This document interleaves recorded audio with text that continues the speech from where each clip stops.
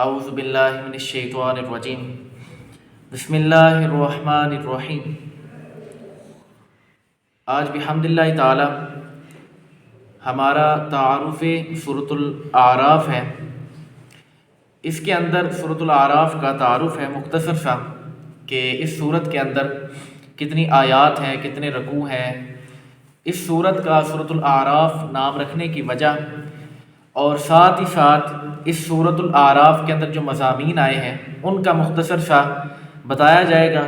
اور بالخصوص سورۃ الانعام کے ساتھ جو سورۃ الاعراف کی فضیلت اٹیچ ہے، اس کے ساتھ جو مناسبت ہے، اس کو بھی انشاءاللہ ہم بالکل واضح کر دیں گے کہ کیا بنیاد ہے جس وجہ سے ان کو فضیلت ملی ہے۔ سب سے پہلے تو اس سورت کے اندر آپ یہ چیز یاد رکھیں کہ سورۃ الاعراف مکی سورت ہے، اور اس کے اندر ایک روایت کے مطابق 5 آیتوں کے علاوہ ساری کی ساری آیتیں مکی ہیں، کہ مکہ مکرمہ میں یعنی کہ نازل ہوئی ہے نبی علیہ السلام پر۔ اور اس سورت کے اندر ٹوٹل 24 رکوع ہیں، 24، اور آیات 206 ہیں، 206۔ سورۃ الاعراف نام رکھنے کی وجہ اسی سورۃ الاعراف کی آیت نمبر 46 کے اندر جہنمی اور دوزخ کا جب ذکر آیا تو جہنم اور دوزخ کے درمیان میں ایک مقام ہے جو بلند ہے۔ اعراف کا مطلب ہوتا ہے بلند جگہ۔ اس بلند جگہ کا ذکر اس سورت کے اندر آیا، تو اسی مناسبت کے ساتھ اس سورت کا نام ہی سورۃ الاعراف رکھ دیا کہ وہ جنت اور دوزخ کے درمیانی جگہ ہے اور بلند کر کے جگہ ہے، جو ایک حسرت والا مقام کہہ لیں، تو اس جگہ کی نسبت کے ساتھ اس کو سورۃ الاعراف کہا جاتا ہے۔ اور اس کی فضیلت کے اندر المستدرک للحاکم کے اندر حدیث مبارکہ موجود ہے۔ ہماری اماں جان حضرت سیدہ اماں عائشہ رضی اللہ تعالی عنہ فرماتی ہیں کہ رسول کریم رسول ہاشمی صلی اللہ علیہ وآلہ وسلم نے ارشاد فرمایا، جس نے قرآن مجید کی پہلی 7 سورتیں حفظ کی اور اس کی تلاوت کرتا رہا، تو یہ حفظ کرنا اور اس کی تلاوت کرنا اس کے لیے کثیر ثواب کا باعث بنے گا۔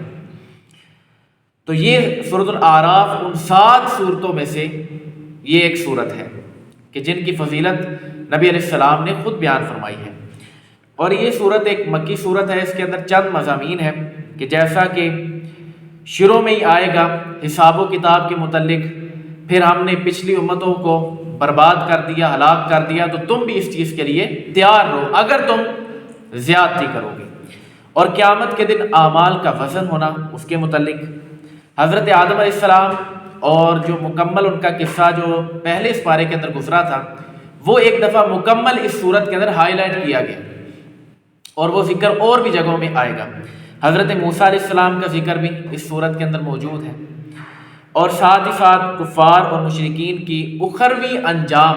وہ بھی اس صورت کے اندر موجود ہیں۔ اور بالخصوص جو سب سے زیادہ اہمیت دہ چیزیں اس صورت کے اندر موجود ہیں، وہ حضرت آدم علیہ السلام کے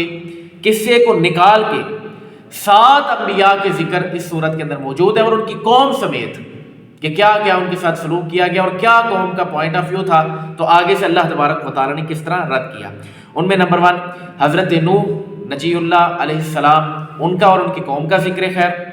اور ساتھ ہی ساتھ حضرت ہود علیہ السلام اور ان کی قوم کا ذکر خیر،